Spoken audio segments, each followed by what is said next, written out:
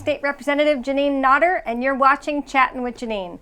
This is the first show for 2025. This program began in October of 2006, so it's been over 18 years, and I'm happy to have a returning guest as my first guest for the new year. So welcome Speaker Tempora Jim Colfault.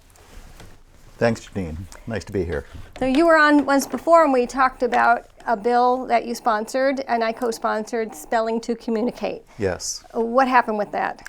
Well, that bill ultimately did not pass the House. It did not succeed. There have been some interesting developments around this methodology, Spelling to Communicate. I've actually dug deeper into autism and autism issues since then, and it's been fascinating what I've learned. Right now, there is no legislation. I may bring something in the coming year to revive that. But essentially what Spelling to Communicate is a methodology for people with autism and apraxia meaning that they don't have the ability to communicate reliably. And it's a methodology for teaching people to communicate through spelling. And they start with a letter board and using gross motor skills rather than fine motor skills, which can be much more challenging. And they teach people how to communicate fully. So there are people who have written books, there are people who have graduated valedictorian from their college, people who are in prestigious PhD programs, who really have never been able to reliably speak, but they can communicate through spelling. So it's really a life-changing kind of experience for a lot of people. Yeah, it is fascinating. I did some more reading up on that and listened to a podcast. It's just amazing how intelligent, and we've talked about this on the last show, how intelligent autistic people are, but they have a hard time relating that to us. Right, intelligent and innovative. So there's a movie that I highly recommend. It's now on YouTube, called Spellers. And so if you just Google Spellers on YouTube, Spellers the movie, it's a documentary. It came out about a year and a half ago, I think, maybe 2 years ago. And one of the comments that one of the autistic people in the movie makes towards the end is autistic people could be the great innovators of tomorrow. And we just need we need teaching methodologies that meet us where we are and can unlock some of this potential. So really inspiring stuff. And again, that movie, Spellers, is on YouTube now. So it's, anybody can check it out. I will do that. And then I'll have you back again when there's an update on this. Great. So I want to hear about your new position, and congratulations, by the way. Thank you. You're the number 3 spot, or I don't know how it works. I don't know where the majority leader is. What's the pecking order? I'm not sure there is a defined pecking order. There are within the State House, within the structure of the House, there's the Speaker's office, which oversees the operations of the House as a whole, and then the majority office and the minority office. And so within the Speaker's office, I suppose that I would be the number 3 after the Deputy Speaker and the Speaker, of course. So I was appointed to that position a couple of weeks ago when the sitting Speaker Pro Tem resigned to take a position in the Trump administration. And it's been interesting and exciting. I actually got to take the gavel for the first time a couple weeks ago. Yep. And no I'm told mistakes. With busy Wednesday, Thursday, I may be called upon to do that again. So it's kind of an interesting twist to be up at the front of the room, kind of reading from the script that it's the language. If you've never sat in on a House session before, the language sounds a little bit archaic, the way we introduce bills. But the clerk, Paul Smith, is so phenomenal, as you know. He kind of set me up and guided me through that process, so I had a little bit of time to prepare. Well, that's good. Well, you did a good job. Thank you. And I'm in the majority office, so I had this same job for 6 years, so 3 terms. I was called the Deputy Republican Floor Leader, then I was called the Majority Whip for 2 terms, but it was the same job. And what they did was they took my job and they broke it up and gave it to a bunch of different people. And I sat with Keith Ammon and I said, so how are you doing this part of the job that I used to do? And he showed me how he has it all on a spreadsheet. Everything's done electronically. I was so impressed. I'm like, okay, I'm really happy that he's doing this job. And the new whip, he's also has a bigger role. But we also have a different breakup in the House. We have a much bigger majority now than we had the last 2 terms. Right. And now my new title is Assistant Majority Leader. So what they tasked me to do is read every bill and then tell us what you think about it. I'm like, oh boy. So I did it. I went through every House bill. I read every one. Didn't understand everyone. Like some of those bills coming out of Commerce, Lord, and municipal and county, I don't care for those. Right. Well, I see those reports, and I've sent you some comments back on a few of them, and things that I think I thought needed attention, and so. But it's always helpful because as a team, we have 800 bills to go through. It's really hard to dig in and really understand at a fine level of detail. You have a copy of this week's House calendar, which is especially thick because we've got two very long days of bills to get through as we get down to our deadlines here. I call this the monster calendar. It is. So when I was Deputy Republican Floor Leader, it was bigger that year. This was bigger, and Dick Hinch, who was our leader at the time, he had me use his desk. He said, go sit in the office because then you have staff there if you need any help. I remember those days. But it always makes me think of him when we get the monster calendar. What are some of the bills? I mean, there's always going to be contentious bills. And then there's also a lot of bills that are not contentious, and I don't think they get a good rap. Well, so there have been, as you know, Republicans came out with the contract with New Hampshire in 2024, and that included what I would refer to as kind of Main Street issues. How do we make people's lives better, more prosperous, empower parents? So a lot of those have to do with housing and taxes and affordable health care and child care. And again, they're sort of things that I think really impact people's day-to-day lives. One of the big issues on that list, on that contract with New Hampshire, was empowering parents, parental Bill of Rights. Yes. And that's something we've been working on for 6 years, and we passed it last Thursday. It was a big milestone.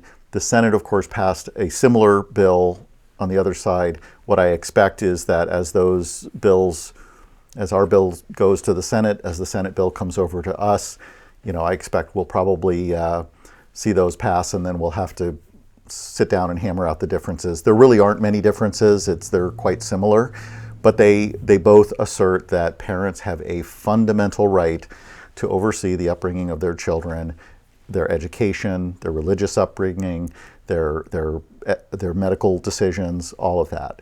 And so in doing that, it sort of shifts the standard of judicial review on school policies, on laws that we pass in the legislature, really on anything that someone might bring to court and ask the court to decide a dispute. It sort of shifts the parental rights to a much more fundamental level. So it needs to survive very strict scrutiny through the lens of parental rights. So it will make a difference for families in New Hampshire. Ironically, the bill failed, was it 6 years ago, because one of the reps who was the chairman at the time didn't like the bill. She didn't like the language in the bill and effectively killed it. But this year, she gave the parliamentary inquiry to pass the bill. So people changed their minds, and maybe the language did change enough to satisfy her. The language did also change, and I think I think to some extent society shifts a little bit as well. We've seen Overton window. We've seen a lot of I guess what some people would call woke ideology sort of dominating things. And I think that pulls everybody in a certain direction a little bit.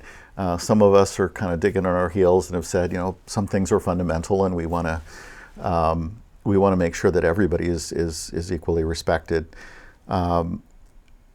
But that pendulum, I think we've had a sort of a swing back to common sense in a lot of ways, and that's reflected in at a national level, and I think it's impacting what we're able to accomplish at a state level, certainly.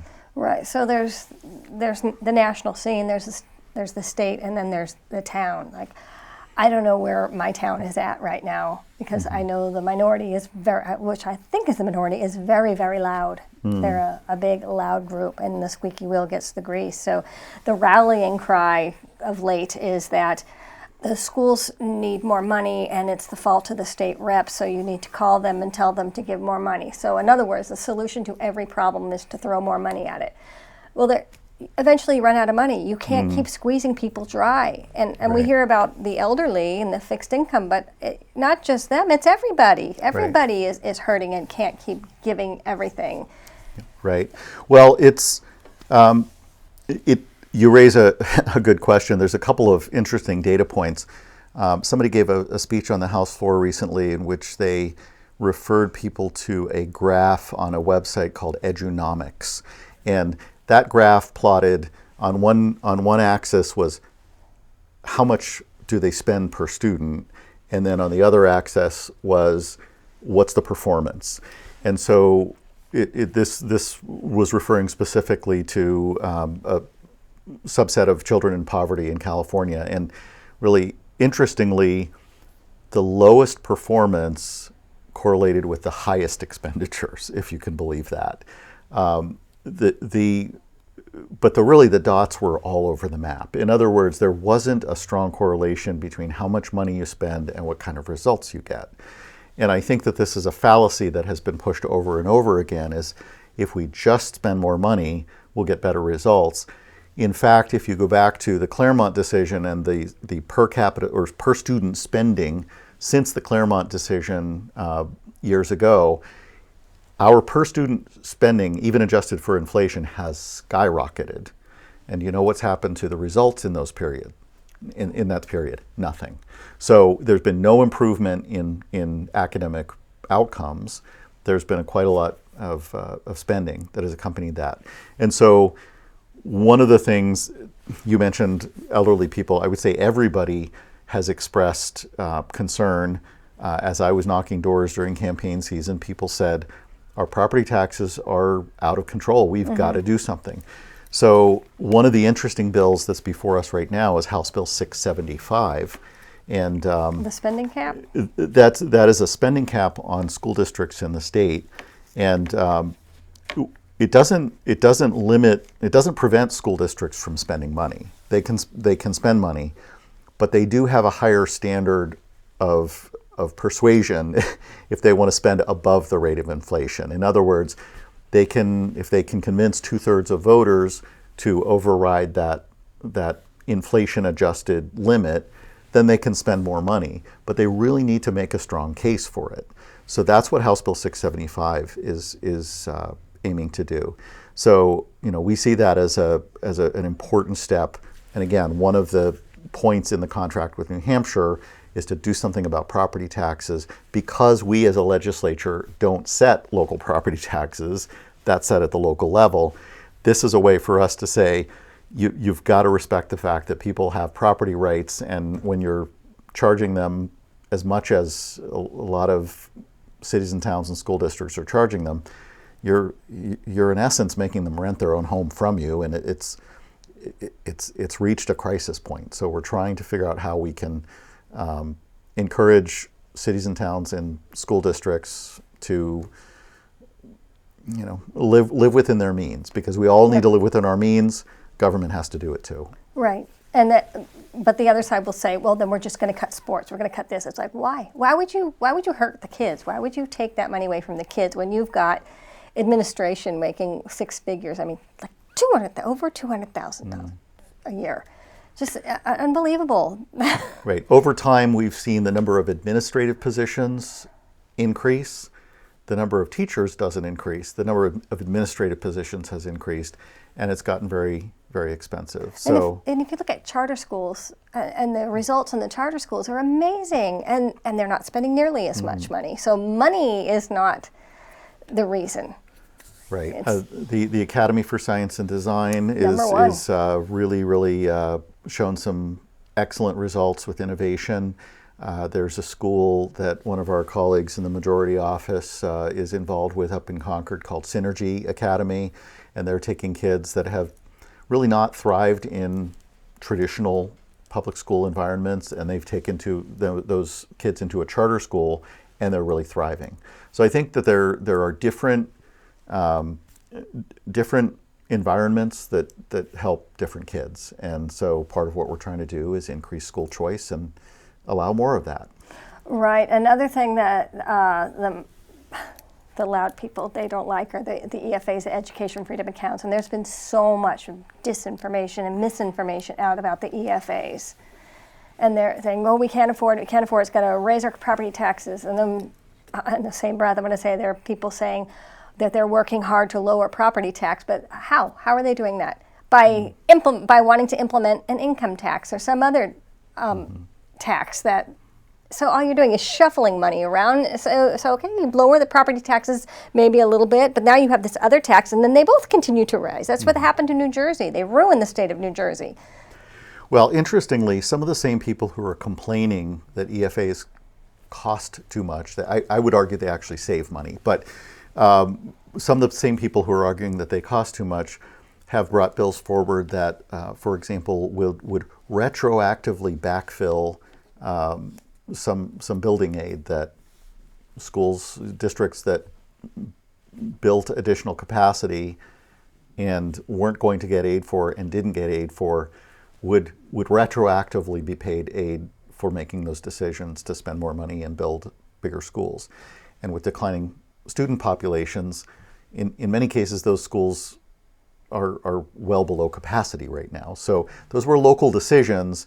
We've got some of the same people who are opposed to EFAs because they're concerned about the expense, have proposed that much money or more to backfill things that have already been spent years ago. And they also like to say, well, I don't want my tax money going to pay for somebody's public or private school. I'm like, but like you said, it is a savings, because it doesn't make sense to me. If a child is getting $5,000 in an EFA, and yes, they can go on Amazon, but only to get things for education, pens, paper, notebooks, things like that, and they have to be approved. They're not getting Disneyland tickets, and so stop your lying about that. And you know who you are. Anyway, $5,000 for EFA, and that's not tax money, right? It doesn't come from the town. It comes from the state. It's state right. money. Or $20,000 per kid. So what costs more? What costs taxpayers more, $5,000 or $20,000? And so if it's $5,000 and not coming from the town, then it would not affect their property tax, right? Okay, Correct. So stop lying about that too. Yeah. If you say that in a town hall, you just get your head bit off. Yeah. I saw that happen. Okay, so I had another question for you. I'm changing housing. We were talking about housing earlier. There is somebody in Bedford who very much hates the housing bills and is trolling people on Facebook and sending emails and stuff, calling us out by name. And it's like, oh my gosh, I'm not sure how to answer. Sometimes it's better not to answer than to get in an argument with someone. Well, housing is one of those areas that is not easy to fix quickly. So you can't make lots of additional housing capacity available overnight. But there are some things that you can do to spur development, and the trick is to do it in a way that still respects the rights of local communities to control the character of the local community. The big question, of course, is where do you draw that line? And I'll give you an example. So many people are familiar with in-law suites or ADUs, these are called ADUs, accessory dwelling units. And many states have looked to accessory dwelling units as a way of expanding housing capacity without fundamentally changing the characteristic of neighborhoods. So that can range from an in-law suite to a freestanding, small house on the same property. It could be duplexing a house. There are a lot of, it could be a garage conversion. In California, that's a very popular option because space is so limited. I watch a lot of HGTV, so But people talk about the NIMBY syndrome, not in my backyard. Well, ADUs literally are in someone's backyard. They're in my neighborhood and they don't bother anybody. They're a way to, I think, expand the housing stock without necessarily changing the characteristic of neighborhoods. Where do you draw the line? It's, and should we allow one ADU per property by right or three by right? What do we say about parking restrictions, other things like that? So there are a lot of these decisions that they're in a gray area. You don't necessarily want to completely change zoning and override what cities and towns can do, but you also want to respect people's property rights, that if you own a property and you want to build on it and have your adult children or your an elderly parent live there, that you should be able to do that. I remember what I wanted to ask you before the show. I said, gosh, I had a question for you. Now I can't remember what it was. Can you tell the viewers what the difference is between a Dillon rule state, which is what New Hampshire is, and a home rule state? Sure. So a Dillon's rule state basically says that cities and towns, or what are called political subdivisions of the state, school districts are another example, counties are another example, they have the power to do that which the state expressly empowers them to do. So if we tell you can make a law about whatever, then you are allowed to make a law about that. If we don't tell you, then you can't. So this has come up with firearms, for example. There are cities and towns where they've said, well, we want to restrict carrying firearms on public property in our town forest. Well, the legislature has never authorized you to restrict firearms on public property, so you can't do that.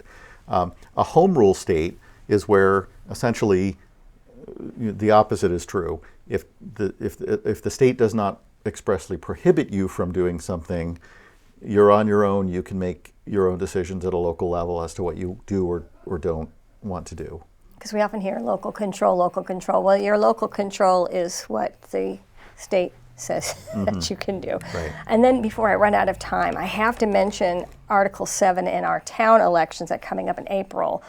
Article 7, I am voting no. I am adamantly opposed to this. It's 25 signatures from the ACLU, and if passed, they would form a committee to see about breaking up Merrimack into wards, like they have in cities. Merrimack is not a city, it's a town. So I think the woman who spoke on this, who's a state rep, who wanted less doors to have to knock on to help her get reelected. So to break up the town like that, so I'm going to oppose it on the ballot, and I'm going to oppose it if it comes to Concord. The issue is, another issue is that voter turnout in the spring elections is terrible. It's absolutely pathetic turnout. If things go on the ballot, huge spending bills, and not enough people come out to defeat them. Well, that is where, if you want to control your property taxes, the local town elections, or if you live in a town meeting town like I do, the town meeting, those are the places where you can have an impact on those. It can be a little bit inconvenient. It can be frustrating sometimes if you're in the minority and they keep spending more money and you keep voting against it. But citizen involvement is critical. Mm-hmm. And I hear from a lot of people, well, we don't know the people on the ballot and we don't know what anything means. Well, if it says, shall the town raise and appropriate, look for those words, raise and appropriate. What that means is tax and spend. Shall the town tax and spend. That means raise your property taxes even more than they already are to pay for whatever it is they want to buy, spend, program they want to run. And then Article 7, no, I'm a dead solid no on Article 7. and I hope it's defeated. In the last 2 minutes of the show, is there anything you'd like to add, Mr. Speaker Pro Tem? Well, I will mention another bill that we passed last week, House Bill 148. This one has generated a lot of controversy. I am the prime sponsor of this bill, and this one has been in play for 6 years or more as well. But what we have had since 2018 is a situation where, because of a bill signed by Governor Sununu at that time, men can use women's locker rooms and bathrooms. Sports can be, men can play in women's sports. And then in prisons, although we generally don't think about prisons, the same situation applies. And so this bill simply says you are permitted to draw distinctions based on biological sex in deciding policies around bathrooms, locker rooms, sports, and prisons. It doesn't say you have to. You still have the freedom to come up with common sense solutions that work for everyone. But this is one that we, it was a long shot 6 years ago, 4 years ago. It was getting better. We passed it. Governor Sununu vetoed it, and ultimately we passed it this time by a pretty wide margin. And I'm looking forward to seeing that become law. And some people will insist that it's not an issue in New Hampshire, and that nobody cares about it. But let me tell you, one of my best friends is Victoria Sullivan, who knocked on doors in Manchester and Litchfield, and she won a Senate seat in the state Senate. And the woman who held that seat before her was their leader, was the Democrat leader. So, all right, Victoria. And we're out of time now, so thank you, Jim. Great. Thanks It's good to see you. Thanks for having me. And thank you for watching.